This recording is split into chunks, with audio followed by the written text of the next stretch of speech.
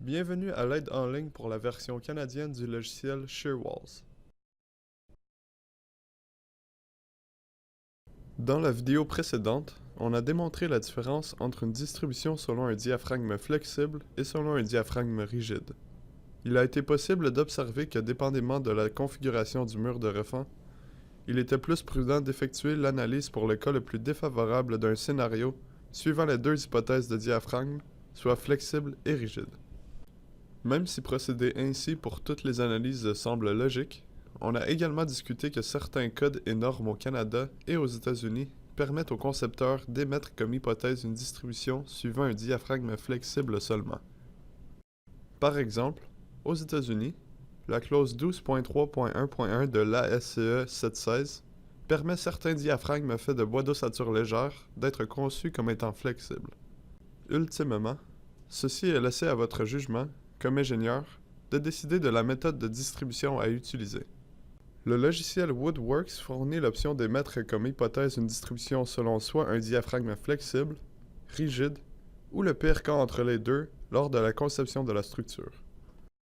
Au Canada, la partie 4 du Code national du bâtiment fournit le critère pour développer les charges. Cette dernière ne contient pas de critères spécifiques indiquant le moment où un diaphragme peut être conçu comme étant flexible.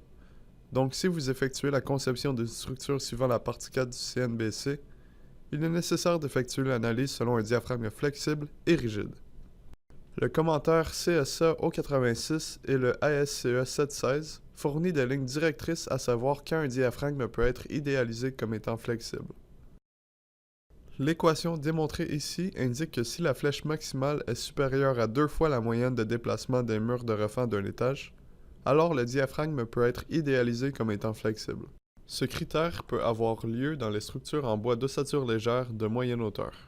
Le logiciel Shearwalls ne calcule pas la flèche d'un diaphragme, il est donc nécessaire de comparer les résultats de la flèche du mur de refend obtenus par le logiciel avec les résultats de la flèche du diaphragme calculés séparément.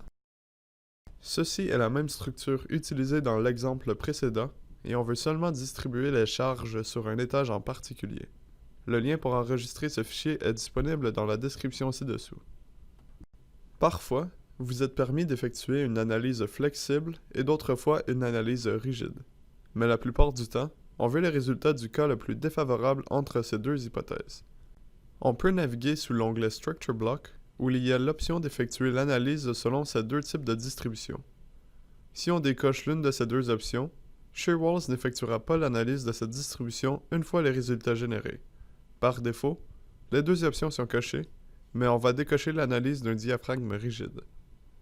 Notez que lorsque l'une de ces deux distributions est décochée, le paramètre Worst Case Rigid vs Flexible Diaphragm se désactivera automatiquement et ne sera plus accessible.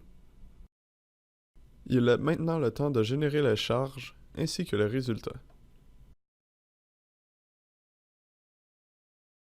Maintenant, on sait que les forces distribuées à chaque mur de refend sont basées sur l'aire tributaire.